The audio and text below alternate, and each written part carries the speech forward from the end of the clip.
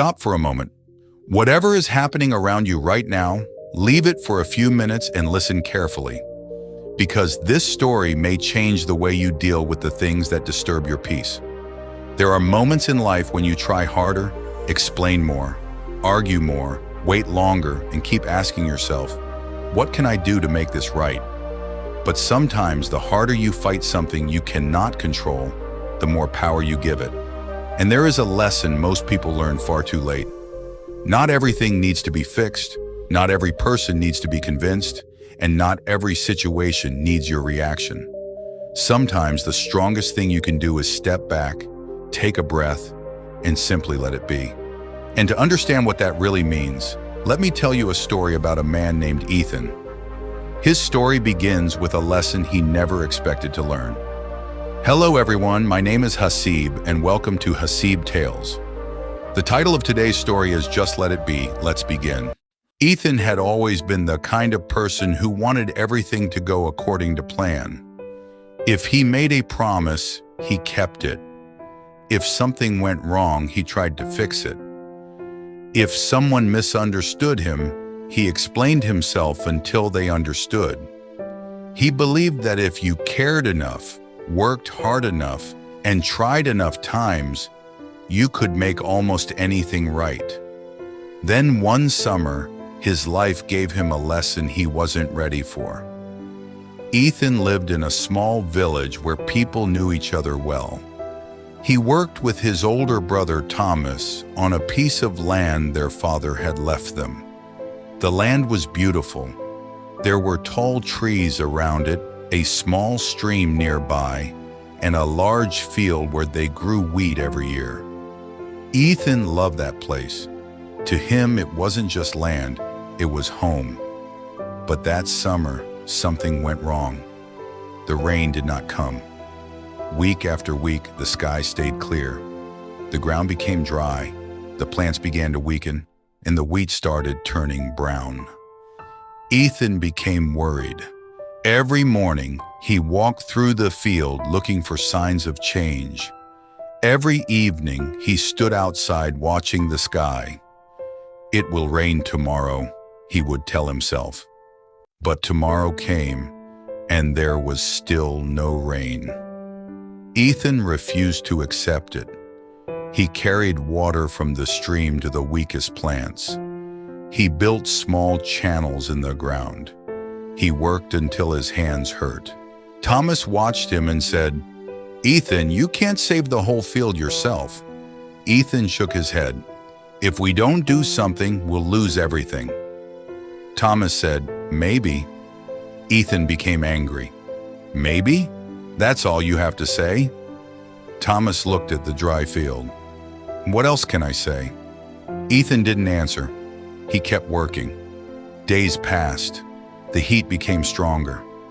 Ethan started waking up before sunrise just to carry water. He stopped resting. He stopped eating properly. He was exhausted, but he wouldn't stop.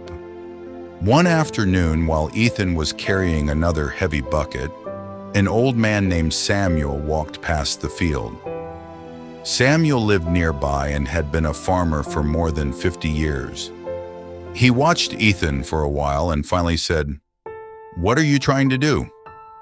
Ethan replied, "Save the crop." Samuel looked at the dry field. "And how much of it have you saved?" Ethan looked around. "Not enough." Samuel nodded. "Then why are you destroying yourself trying to save what the sky has already decided to take?" Ethan became angry. "So I should just do nothing?" Samuel shook his head. "I didn't say do nothing." "Then what are you saying?" Samuel pointed toward the field. "Do what is in your hands. Let go of what isn't." Ethan didn't understand. Samuel continued, "You can carry water. You can protect the plants you can protect. You can prepare for tomorrow. But you cannot order the clouds to rain." Ethan looked toward the empty sky. Samuel said, "You are fighting the sky, Ethan, and the sky does not care how tired you become." Ethan stayed silent. Samuel picked up one of the dry plants and gently placed it back on the ground. "There is a difference between responsibility and control," he said. "Responsibility means doing your part. Control means believing everything depends on you." Ethan thought about those words, but he still wasn't ready to stop. The next morning he continued carrying water, but this time he only watered the plants that still had a real chance. He stopped trying to save every single one. It felt wrong. He felt like he was giving up, but slowly he understood the difference. Letting go was not the same as giving up. He was still doing his part. He simply stopped fighting what was beyond his control. A week later, something unexpected happened. Dark clouds finally appeared in the distance. Ethan stood outside the house and watched them move across the sky. Rain began to fall, not enough to save the entire field, but enough to save part of it. Ethan smiled. Thomas stood beside him. "You were right to keep trying," Thomas said. Ethan shook his head. "No, Samuel was right." Thomas looked at him. Ethan said, "I was trying to control something that was never mine to control." The harvest that year was smaller than usual.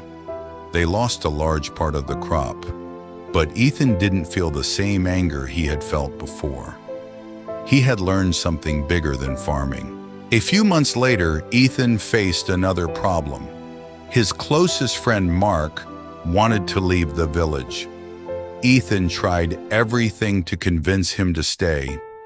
He reminded Mark of their childhood. He reminded him of their plans. He told him that leaving would be a mistake. But Mark had made his decision. Ethan became frustrated. "Why won't you listen to me?" he asked.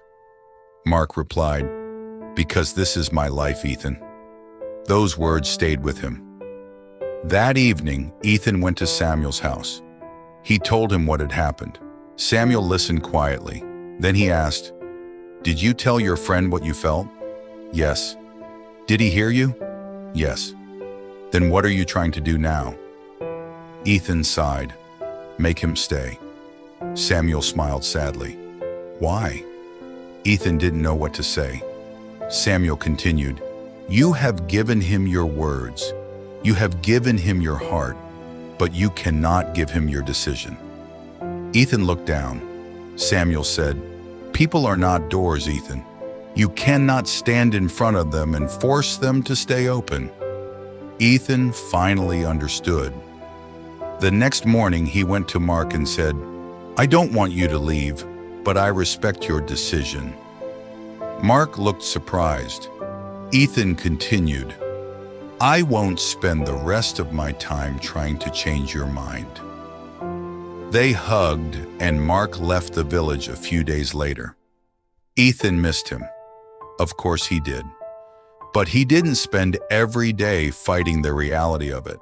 He let his friend choose his own path. And something strange happened. Ethan became calmer. He stopped trying to control every outcome. When someone disagreed with him, he didn't argue for hours. When plans changed, he adjusted. When something didn't work, he asked himself, "Is this mine to control?" If the answer was yes, he acted. If the answer was no, he let it be. Years later, Ethan understood why that lesson had been so difficult. He had spent so much of his life trying to change things that were never his to change. But once he learned to let them be, he finally understood what peace really meant. And for the first time, he no longer felt the need to fight every battle. Sometimes we spend so much energy trying to change things that were never in our control. We forget that peace was never about controlling everything. Life will bring situations you don't understand. People will make choices you don't agree with. Plans will change, things will go wrong, and sometimes, no matter how hard you try, you won't be able to change the outcome. But that doesn't mean you have failed. Sometimes Strength means knowing when to keep going and when to step back. Do what you can, give your best, say what needs to be said, but when you have done your part, don't destroy your peace trying to control the rest. Because you don't have to win every argument, you don't have to explain yourself to everyone, and you don't have to carry every problem as if the whole world depends on you. So remember Ethan's lesson. Do what is in your hands and let go of what isn't. And if you enjoyed this story, don't forget to like this video, subscribe to Haseeb Tales, and share this story with someone who might need to hear it today. Because sometimes, the moment you stop fighting everything is the moment you finally start living with peace. Take care of your mind. I will see you in the next story.